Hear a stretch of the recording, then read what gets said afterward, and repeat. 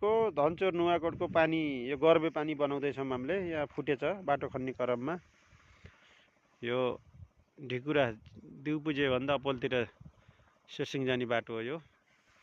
यहाँ यो बाटो खन्दाखेरि ढुङ्गाहरू पल्टेर जेनेरेटर ल्याए हामी यहाँ रसाउनको लागि।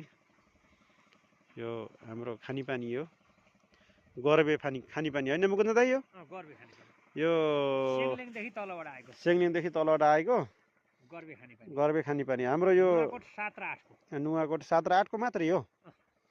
ए यो मर्मतको लागि हामी यो भिरामा हेर्नुहोस् त, यस्तो भिरामा छौँ अहिले। यहाँ साथीहरूले उहाँ उ गर्दै हुनुहुन्छ, वेल्डिङ गर्दै पानी निकाल्दै हुनुहुन्छ। हाम्रो टिमहरू खटिरहेछ खानेपानीको लागि। उब्रिकोटको टङ्कीमा जान्छ यो पानी,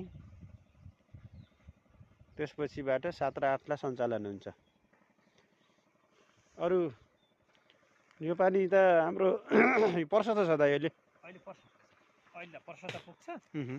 अब फाउन चैत पछाडि अलिक कम हुन्छ। लिफ्टिङको युज गर्दैन है अहिले? लिफ्ट चाहिँ गाउँमा लिफ्ट चलाउँछन्, यहाँबाट लिफ्ट चलाएर दिन पर्दैन। ए यहाँलाई परे छैन अहिले? हामीलाई अहिले लिफ्टिङको जरुरी छैन।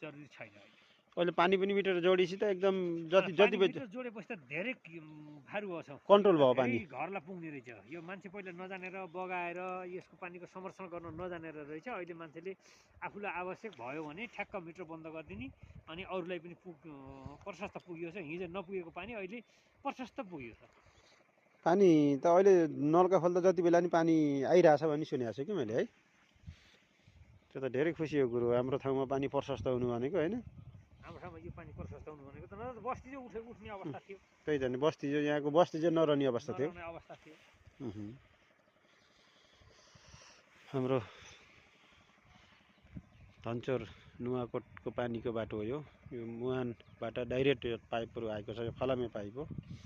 यो लगभग 20 वर्ष जति भयो कि यो पाइप आएका? यहाँ बढी भयो। यो त खास गरेको उसमा हो, 48-49 मै हो। हजुर। अनि काम सुरु भएर र पानी माथि उब्रिकोट झरेको। हजुर।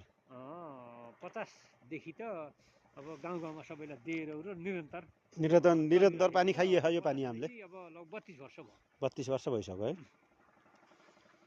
जे होस्, यो पानीले हाम्रो मुहार फेरिया छ। हाम्रो 7 र 8 यसले त यो हुन्न थियो भन्दाखेरि त बस्ती नै उठेर जाने अवस्था थियो। यसले त 7 र 8 को बस्तीलाई ठुलो मद्दत दियोस्। यो पानीले मद्दत दियो। यो पानी हुन त भने त बस्ती उठिसक्थे अहिलेसम्म। धेरै चाहिँ विस्थापित भइसक्थे। गाउँ विस्थापित भइसक्थ्यो। गाउँ विस्थापित भइसक्थ्यो। पानी